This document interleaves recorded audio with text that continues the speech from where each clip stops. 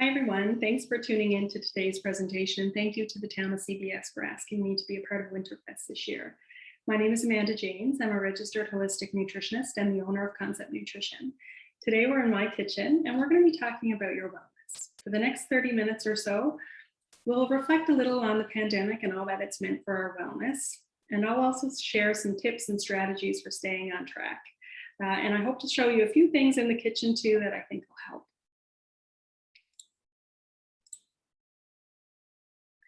So when we think about the last 2 years and what a crazy 2 years it's been, right? We've been through a lot. And one thing that I'm hearing from clients is that, with everything that's happening, it's so hard to stay on track. And I really get the sense from people that they want to make it a lifestyle. So that's what I wanted to do the presentation on today is how do you do just that, right? Like how do you just stop dieting and really just take it one day at a time, and people just want to live their life. So I want to help give you some strategies that will help you live your healthiest life. So this was us 2 years ago, right? I mean, life was normal. It was grand. We were traveling and the kids were going to the movies. We were eating out and going out with friends. We were going to a yoga class. Like things were good. Life as we knew it. It was normal. But if I had to ask you, what was your health like 2 years ago? I ask clients that question often, and I usually get one of two answers. Some clients think, oh yeah, I was feeling pretty good a couple of years ago, but I can really feel the impact of the pandemic, right? Like it's taking its toll on my health. Other clients say, you know what, I was headed into this pandemic not feeling my best. Like I was already feeling quite tired and already looking for ways to get back on track. And for those individuals, like the pandemic has been especially hard, right? Because it's just been a compounding effect. But no matter which one of those statements you relate to more, there's no doubt about it, lockdown was hard. It was an absolute pressure cooker and continues to be, because it's like waiting in the world's longest line. It just, it doesn't end. And then as soon as we think we're making progress, we turn the corner and there's another section of the line. So the stress has been hard. And as a result, we've picked up a few bad habits along the way because we haven't had our usual ways of coping. So, we can't, when we want to reset before, we could, go to the gym or go out with friends or take a trip. Those coping mechanisms have been taken away from us. And, perhaps we've evolved new habits that are less health supporting, like maybe frequent snacking or drinking a little bit more than we would like. So finding new ways and new strategies, and clients are needing to reset from these new habits that they've picked up, right? And we've done our best. So, we've all had to pivot and we've all had to do our best in a new reality. And we've done a fairly good job. Even the fact that you're here participating in a fun community event tells me that you're doing good, right? We're surviving. But the effects of the pandemic are, they're really starting to add up. And I see it, clients come to me and they're having difficulty sleeping, or they can't lose weight, or their energy is down. I see the effects of that stress on digestion and conditions like their heartburn or IBS. And some clients have been diagnosed with things that weren't there 2 years ago, or, their health conditions have worsened. So there's no doubt about it, the pandemic is having an effect. But more than any of that, more than all of that, people are just frustrated, right? They're frustrated with the on again, off again approach, and they just want to stop dieting and take it one day at a time, and they just want to live their life, right? And that's why I'm doing this presentation today, to give you some strategies and some perspective on where the best place to start would be. So how to make it a lifestyle for real, right? Like for absolute real. The very best place to start is that it needs to be right for you, for your body. So there's no such thing as one right way to eat, or one way of eating that's good for everyone. Every body is different. So it has to be right for you. So when it is right for you, then you start to feel the wins, right? You'll start to feel the improvement in energy. You'll start to notice change. And it also has to include food that you like, right? So it has to be doable for you from that perspective as well, being that you like the food in the plan, because it's going to be really hard to stick with if it's food you don't like. So right for you is really important, and kind of tying into that is to be wary of the marketing trends and claims. And you can go to Costco and there's aisles and aisles of stuff that's marketed as keto friendly. And whether it's keto or intermittent fasting or low carb, all those trends, while they might be, there's good science behind it. And, some of those things I use with clients, but it's because it's like I deemed it to be good for them. It makes sense for them, right? So all because it worked for your neighbor or your coworker or your sister doesn't mean that it's right for your body. And I like to use the analogy of picking the heads off dandelions. So you can pick the heads off dandelions and your grass won't be yellow, but if you don't get to the root, then the dandelions are going to come back, right? And that's a little bit what it's like when you try things. They might work for they might work temporarily, but they're not necessarily going to yield sustainable results because you're not really getting to the root of the issue. So that comes back to point number one of it has to be right for you. And sometimes we need help sorting that out. And that's when you would come to someone like me. And finally, for making it a lifestyle, like you need to start where you are. So it has to be your next best step. And I work with clients a lot on figuring out what exactly that is, because if you take too big of a step or try to move too quickly into something, then that's not going to be sustainable, right? So even small steps are progress, right? They move you forward. So the best thing to do is to start where you are and take that very next best step for you. That's going to be right for your body and going to help you get results that are going to motivate you to stay on track. And that usually comes in the form of energy, and you start to feel good. And when you start to feel good and energy, that motivates you to do it, right? So I like to break down, okay, so what are things that you eat more of and what are things that you eat less of? So when it comes to eating more, focus on real food. So the more you can cook for yourself at home, the more you can control what goes into what you eat, and the more you can align it with what your body needs. So focusing on real food and getting away from processed food, eating more variety, starting with the healthy foods you like, but then gradually bringing in other things and focusing on getting more of foods that you like that you don't necessarily eat of a lot right now. So because there's people come to lots of times, clients come and they're like, oh, I love all vegetables, but they only eat, a couple servings of vegetables a day. It's not that they don't like the food, it's that it hasn't become a habit. So we work on, shaping those good health supporting habits. So eating variety is a food habit because we all get into our ruts and routines, right? So we need to kind of keep ourselves in check and explore some new foods that we might like. And the best way to get more nutrients and to reshape our energy and to reshape how we feel is to eat more veggies. So we tend, either by society or by, again, those marketing trends, we tend to focus on the macros, right? Getting more protein, getting less carbs. Fat has been demonized a little bit over the years. So we tend to focus on those big macronutrients. The magic of the food is in the color and the micronutrients, because that's where the antioxidants are and the vitamins and minerals, and that's what's going to change how you feel. So I think what I'll do now is come back to the kitchen and talk a little bit about healthy snacking. Because if we're going to get off track, it's usually the snacking that does it, right? So snacking can be really good. It's a good way to get more color and more veggies into us during a day, but it also can be counterproductive if we're snacking too frequently on the wrong foods, or maybe even for the wrong reasons, right? So I wanted to show you what some healthy snacks are. And we're going to do a little granola recipe, and then I'll show you some snacks. First, I'm going to take a sip of water.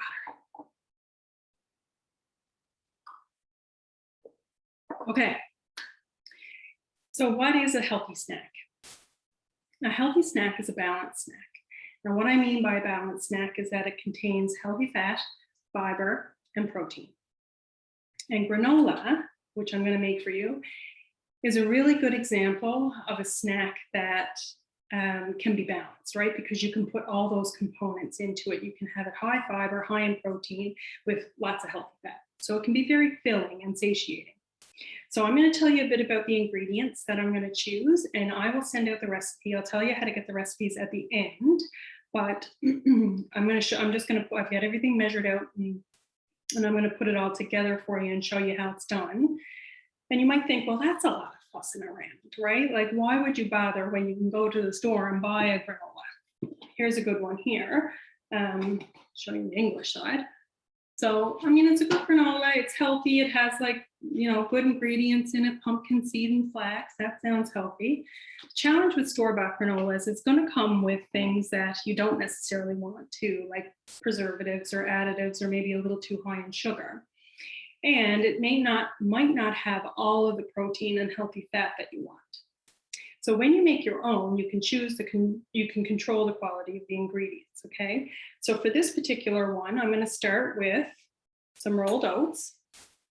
And it's rolled, not instant. So they're high in fiber and have a lower glycemic index, which is good for anyone concerned with their blood sugar. For the protein, I'm gonna use nuts and seeds. So I've got some, I don't know if you can see everything here, but like I said, I'll send out the recipe, but I've got some almonds that I'll chop at the end, some almond butter. You can use any nut butter, so you can use peanut butter, sunflower seed butter, or almond butter. The key is to use a natural, okay? So with no added oils or sugar. And this granola will be sweet, so you won't miss the sugar in the nut butter. So I'm also using seeds to get the protein and healthy fat as well. So there's 3 types of seeds in this one. There's pumpkin and sunflower seeds and ground flax seeds. So for anybody going through menopause or where hormonal or mental health is a priority, these little babies are really good for that because they're high in omega-3 fatty acids, which your brain loves, and they're really good for your hormones, okay? So I'll just go ahead and put those in. Seeds, and this is a fruit and nut granola. So for the fruit I'm using, the recipe calls for cranberries. I didn't have any on hand, so I'm just using some chopped apricots, which will be yummy. A little bit of salt and cinnamon. Oops. And also for some healthy fat, I'm going to use coconut oil, and that's going to put a nice flavor and bring it all together. And I've just melted that. I need a weapon. That's the almond butter. I'll put that in. And to sweeten it, I'm going to use honey. You can use maple syrup, or yeah, you can use maple syrup if you like. And I don't find this recipe too sweet. So you can increase the quantity of the honey or maple syrup a little bit if you don't find it sweet enough. But I like it that way. So I'm going to put in a nice raw honey, which is antimicrobial and high in enzymes, which is good for digestion. So honey is really good for immunity as well, which is all good right now. And then I'm just going to do a rough chop on the almonds, okay? And one tip for the nuts in this recipe, you know, you can use pecans as well if you want. Like, you can mix up all the ingredients to the things that you really like, but try to use the raw nuts and snack on raw nuts. And we'll talk about that in a minute too when I show you some snack ideas. It's better to start with raw nuts because when you roast nuts, or when your nuts are commercially roasted, the fats can go bad in them. And of course, the whole reason we eat nuts is for the healthy fat. So we want them to be as fresh as possible. And then you can roast them on your own. But if you roast them, eat them. Don't store them after roasting, because that's when they could tend to go bad. So then what I'm going to do, not that you taste that they were going bad, is just like you'd be able to eat them, but the fats in there aren't as healthy at that point. So then I'm going to mix it all up together. It's looking really good. Okay. So I've got my oven preheating at 300. This particular granola, because of the fat in there, it does tend to burn. I've burned more than one batch. So just put it on low at 300, spread it out nice and thin on your parchment lined baking sheet, and then keep a close eye on it. Bake it for about 25 minutes or so, and then flip it halfway through too. Just kind of break it up and flip it halfway through, because it does tend to get a little bit sticky. So I've got my sheet of parchment paper here. So we're going to just spread that out.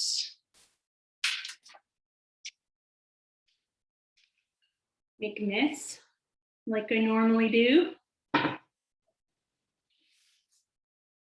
Spread it out on the parchment paper, and I'll show you some ideas of what you can do with this. This is a nice substantial granola that's great kind of as it's on its own as a breakfast cereal. You can add it on top of some all bran buds or just plain kind of cereal that's low in sugar, right? Because your granola is going to sweeten it up. Or you can have it just on its own. You can have it with some fruit or some strawberries and berries in your bowl, and put the granola on top with just some almond milk or oat milk, I really like, or regular dairy if you do that. So there you go. You put it in the oven at 300. Make sure you check on it every 10 minutes or so, kind of push it around and flip it over, and it'll be delicious when it's done. So one of the ways that you can use that is in a yogurt parfait, right? Just with some berries and nuts. And I like to use mason jars, because that's what we drink out of. So they're always on hand, and I can use them for meal prep or storage or whatever I need. So it really makes a good serving size too. So that's the granola. You can cut up an apple and sprinkle it on top of the apple, and then you have like apple nachos with some nut butter to dip them in. You can use it as cereal, or you can put it in yogurt, like I said. It also makes a nice trail mix with a little dark chocolate and a few extra nuts if you're out on the go for a hike or whatever. So that's the granola.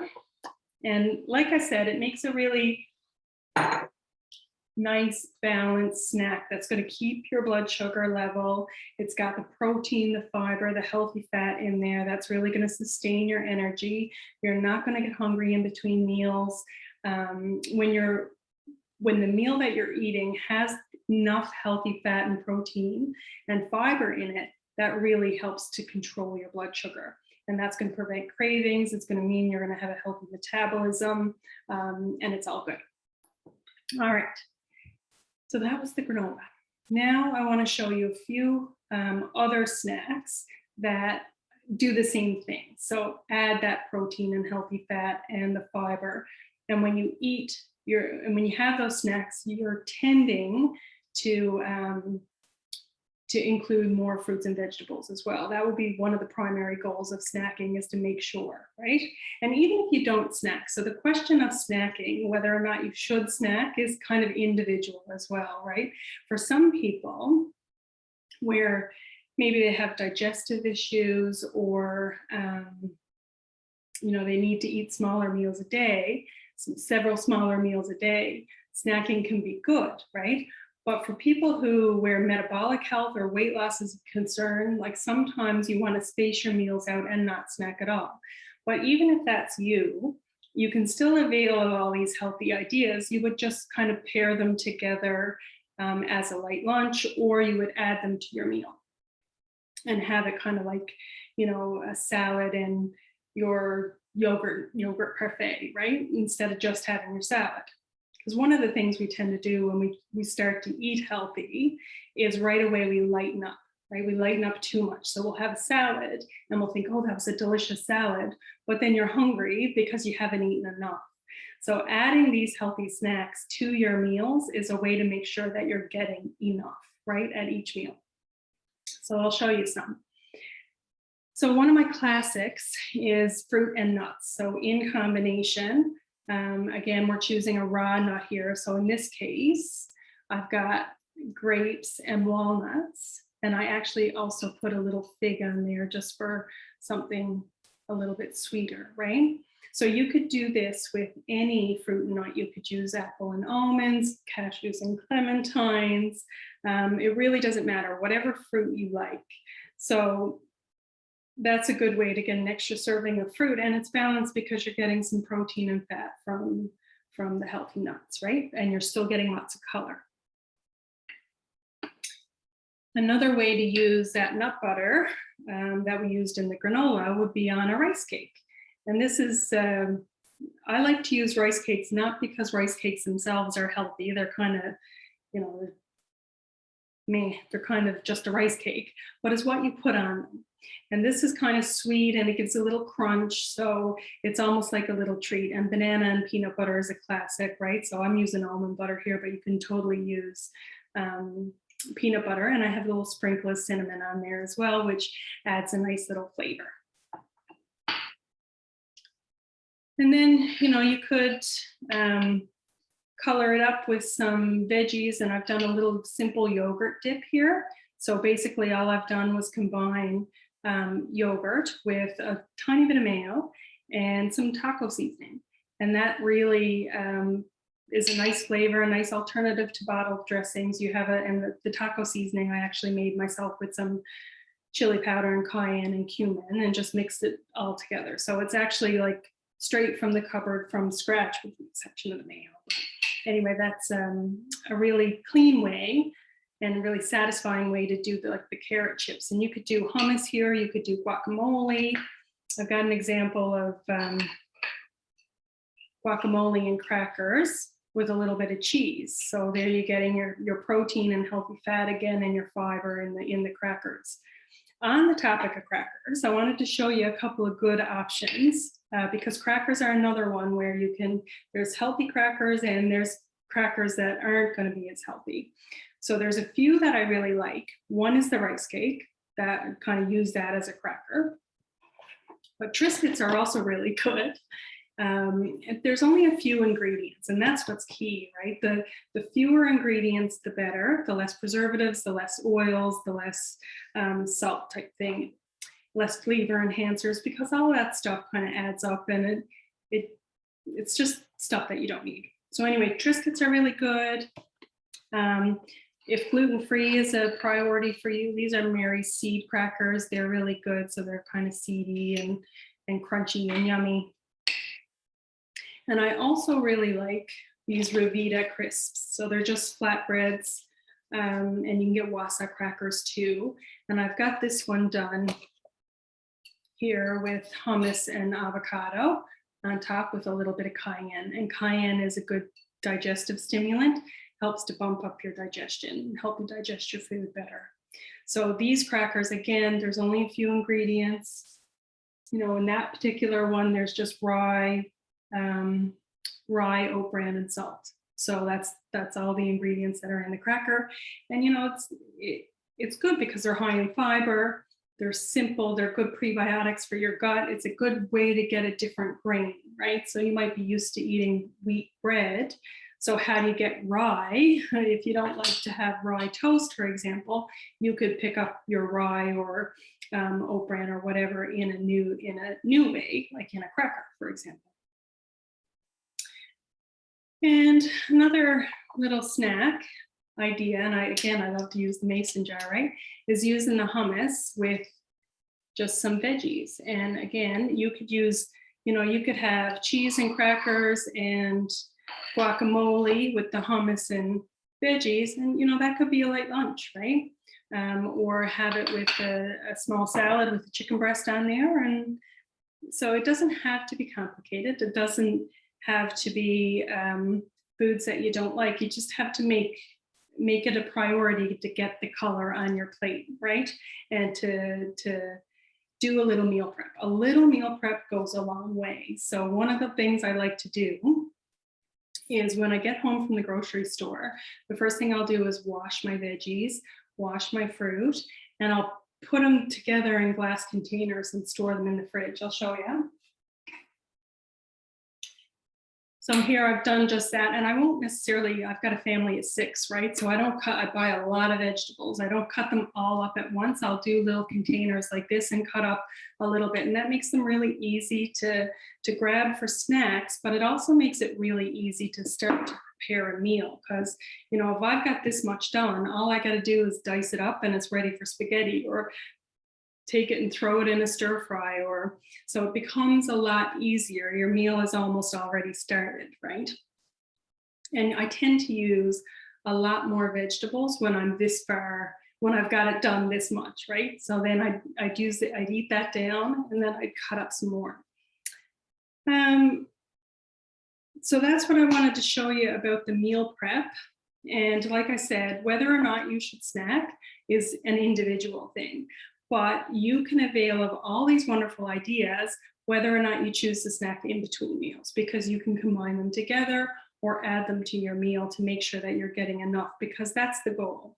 You really want your snacks to count, right? So the idea of 100-calorie snacks, for example, that can be counterproductive, because if there's 100 calories and they're processed, they're reducing things to make sure that it tastes as good as possible for that 100 calories, right? And it's not necessarily about the 100 calories, because it's not the calories that counts, it's what's in the calorie, right? You want it to be nourishing. So you're much better off to go with a snack like this that has probably 400 calories than you are to go with a 100-calorie little granola bar, because this is going to be much more substantive and make you feel a lot better, keep you full, keep your blood sugar stable. And if you have a snack or have it with your meal, you're less likely to eat a couple of hours later. So it'll do what you want it to do, right?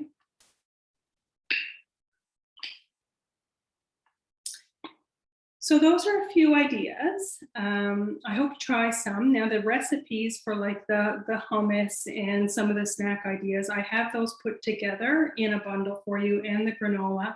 Plus I have a few extra treats in there, some no-bake cookies and flax muffins. So some ways to bring in some extra fiber and healthy stuff as well. So I have those put together for you in a bundle. To get those, I'll tell you in a moment how to reach out to me and get those recipes.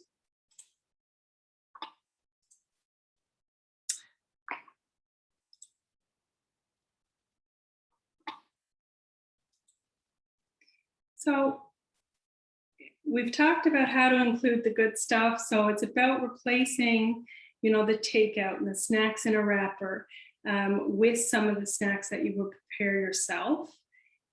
The big thing to keep in mind when you're getting started is the very first place to start is to try to get some of the refined sugar out of your diet. So, you know, for pop drinkers, or if you drink sugar in your tea and coffee, that's a really excellent place to start, is to take that refined sugar out. And I've got some strategies that can help with that. One thing to not do when you are removing the pop is don't switch to a diet pop, okay? So you don't want to replace sugar with those artificial sweeteners. There's some real downsides to doing that, and there's no nutritional benefit. So I have some other strategies that you might find helpful for replacing the refined sugar. So just to kind of sum it up, let your appetite guide you.